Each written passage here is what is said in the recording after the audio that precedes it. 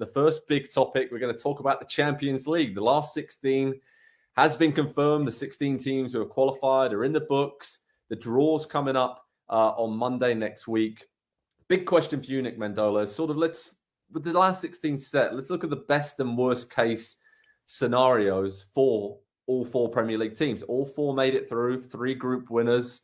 Obviously, Liverpool were looking pretty good as well, who they finished in second place. But before we go through and do best case, worst case, what were your overall thoughts on how the Champions League finished up and how these last 16 teams kind of stack up? Yeah, it feels like a tournament that anybody can win. And I know that sounds silly and it's probably not true, but there are big enough questions, whether it be PSG and Man City, who look terrific but have never really done the thing before, or Bayern Munich, who I think is terrific but is still adapting to a post-Lewandowski world. You start to look around. I'm not saying that Club Brugge or Leipzig is going to get the job done here, but you can see them winning a round or winning 2 rounds. And when you throw in a favorable draw, could this be the year that a Porto or a Benfica or even a very good Napoli team finds their way to a final? It's going to be interesting, right, Andy? Because Nick pointed it there. There's, the Giants have been flexing their muscles. Obviously lost a couple during the group stage with Juve, Atletico Madrid, Barcelona all being knocked out of the competition. But there's these upstarts as well, right? Benfica, Napoli. I think Leipzig are just not really upstarts, right? They're kind of established now. But Club Brugge, they are the ones that really have surprised all of us. But there's a really interesting mixture of teams in this last 16. And I think we're going to see a few more surprises. Is that fair to say? I do think it is fair to say, and I think the World Cup's going to play a big part of it. Everything's going to come back to the World Cup in conversation for the next few weeks or a couple of months. But if you kind of look at the squads and how they're built for these 16 teams that are into the knockout rounds, the smaller teams are going to be the ones without players at the World Cup, or as many players at the World Cup. And so by the time the round of 16 and the quarterfinals begin in the spring, I think in the middle of March, they're going to be the fresher side. They're going to be the teams that have been working in training for an extra month. And so I do actually think that circumstantially, if you just take, the plot twist that is the 2022-23 season, I do think we're going to see some of that. I think the World Cup's going to play a part in it too. So the knockout rounds, for anybody that likes to see, David versus Goliath, the giant slayings, I think this might be the year for you. Yeah, it's going to be a good one for sure. I didn't even think about that with the World Cup and how some of these teams are going to be impacted more than others heading into the early part of 2023. Nick, so you put up a great article on Pro Soccer Talk, basically saying this is who Premier League teams can draw in this last 16 draw. Who can they face? Who can't they face? So let's go through that right now, team by team, and kind of look at best, worst case scenario. So Man City, dominant in their group, absolutely flying at the moment, even without Erling Haaland taking care of business with his small injury. So Man City can play Club Brugge, as the locals say, but we'll say Club Brugge, Eintracht Frankfurt, Inter Milan, PSG, Leipzig, and AC Milan. I mean, what is the best case scenario there for Man City? Because they have made a hash of the Champions League over the years, but there's a real split there in the teams that they can face. Yeah, I mean, hate to say it, but the best situation here is to get Bruges. And I know that there's that, maybe what's the term we use when you've got a young sports team? They're too dumb to realize the situation they're in because they don't have that experience or whatever. But yeah, look, I think they're favored in every matchup except PSG. And in that one, they're probably still favored. The one I don't want, if I'm them, in terms of the right mix of dark horse and favorite, is Eintracht. Oh, were you going to say that? I don't know. Because they've won. They've picked up a big win before, and they've got that in their locker. And they scare me a little bit, especially as I've watched them in the group stage as capable of anything. Inter Milan as well. But what were you going to say? I was going to say Inter Milan. I thought that's what you were going to say. I just think they have a really good mixture of guys who can hurt you, but they can dig in and defend and do to Man City what we see teams do to them kind of in the Champions League or even in the Premier League, right? Sit back deep, and then they have the weapons to hurt them as well. So I think there's a couple of dangerous teams in there for City, even though they won their group.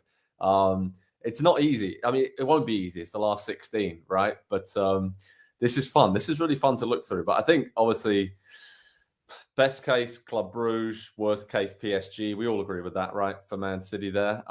Andy, let's move on to Liverpool. I mean, they've only got 4 options because they finished second, but 4 pretty tough options. Bayern Munich, Porto, Real Madrid, their nemesis, who they keep meeting in finals and losing to, and Benfica as well. So the 2 Portuguese teams there had really good group stage campaigns, and then Real Madrid and Bayern Munich just took care of business like the juggernauts they are. So who should Liverpool want to play there? Because we know they haven't been their old selves for most of this season, but when it comes to this competition, they're still right up there with the favourites. Yeah, it really does pay to win the group, doesn't it? You avoid some of these giants in that first round of the knockouts, and we're talking about the teams that the other Premier League sides can play. It's a completely different world for Liverpool going into the knockout rounds of this tournament. It's going to be difficult for this team, and I know we all kind of like them as a knockout type of team because they have the intensity, they have the pace of play. They maybe don't have the stability and consistency over the course of an entire season as we're seeing in the Premier League. So I do think they're dangerous to whoever they get in the Champions League draw, but I do think they will probably be the underdog to either of the big sides if they get Bayern Munich or Real Madrid, obviously. And if they get one of the Portuguese teams, then I don't know. Those are a couple really good defensive sides, and I think that's what gives Liverpool trouble right now. So this could be a really dicey draw for them, no matter who they get.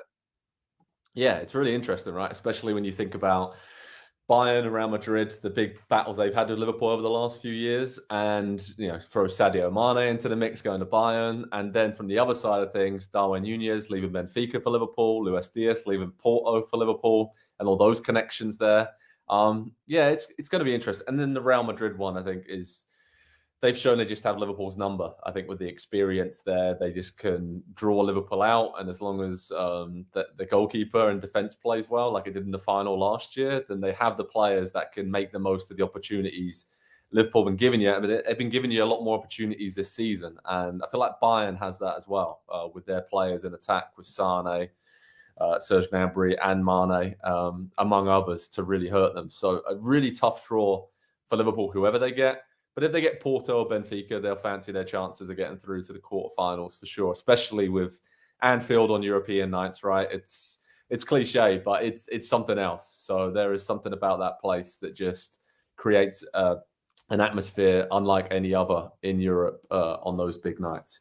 Nick, when we look at Chelsea, obviously similar to Man City on the teams they can draw. I mean, tactically, is there something to be said here about them maybe wanting to play, a team actually it would suit them better to play PSG or Leipzig? Do you know what I'm kind of getting at here in terms of the way they're playing? Or it'd be a new experience for Graham Potter, whoever they get. Obviously, it was really good that he managed to salvage the Champions League group stage for them, getting them to the last 16. But it feels like playing a more robust team who are better on the counter. That might actually hurt Chelsea a bit more than playing against a PSG who will love to get on the ball and dominate possession. And am I being a bit weird about that one? No, how do I say this? I don't know what to make of Chelsea right now. I think they're capable of just about anything, and we still don't know. The good news with Graham Potter is obviously he's used to taking away he wants to play, being in the underdog role, and still trying to exert that influence on the game. So I guess I would say they're outside of PSG. I mean, I don't want any part of PSG. I don't want any part of PSG if I'm any team in the league, including PSG, because they're their own worst enemy. But if you watch them lately, not to take this away from Chelsea, but Lionel Messi is having a little bit of a resurgence right now. Not that he was ever bad, but he is kind of driving the bus right now.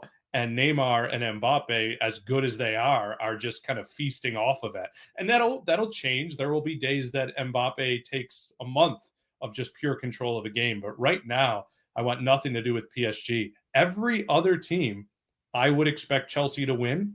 But kind of what we said for the first question, I do fear Inter Milan a little bit for Chelsea.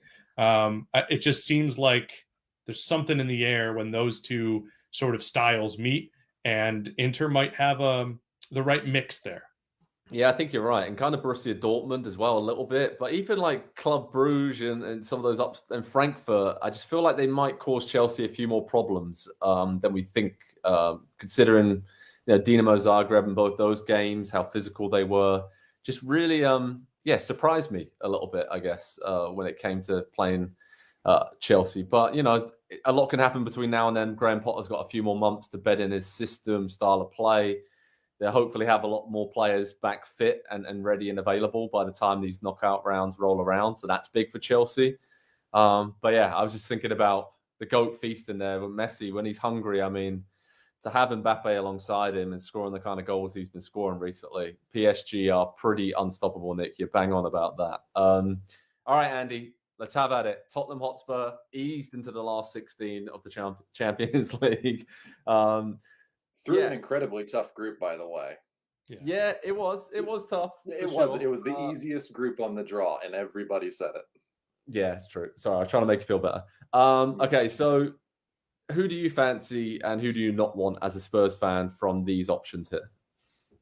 Just anybody that's not going to press, please. But this team struggles so much right now with pace of defending. Like when they're trying to play the ball out of the back, they don't have the defenders to do it. They don't have the midfielder to come and get the ball off the defenders and progress it, carry it forward. So anybody, I'm looking at Leipzig, especially in the pace that they have up top between Nkunku and Werner.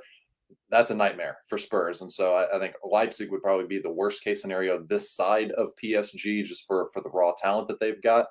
I don't know. I'm stuck between whether this team is going to be good in a knockout competition or if they're absolutely terrible in a knockout competition. The injuries that they've got going on right now, it's impossible to say. So I think they'll be a better team come March. I think they will have time, obviously, during the World Cup for some players that aren't going to work on some things. But at that point, everybody's going to be exhausted for this team because of the minutes that they've had to play due to the injuries already, and then the World Cup, and then right back. So I don't know. I don't think Spurs are going to win the Champions League this season, guys.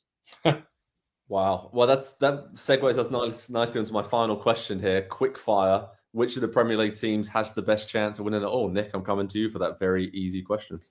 It's Man City. And I would say there's a gulf between the second best option, who it might surprise you to hear me say, I think is actually Chelsea.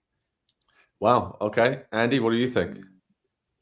It is City. And the second, because Nick did it, is I actually think it's Liverpool. I actually think Liverpool had probably a better chance than City. I still think City sometimes can just overthink things. And Joseph. Honestly, I'm going to go there. Wow. For whatever reason. I just think this is a tournament team. And I don't know, just something about Liverpool's season, the way it has gone. I think they're going to go further than Man City in the Champions League. They just have that vibe about them as a team. So that's who I'm going with. And I'm sure everyone in the comment section is going to agree wholeheartedly with that. But remember, the Champions League round of 16 draw is coming up over at Pro Soccer Talk on NBCSports.com.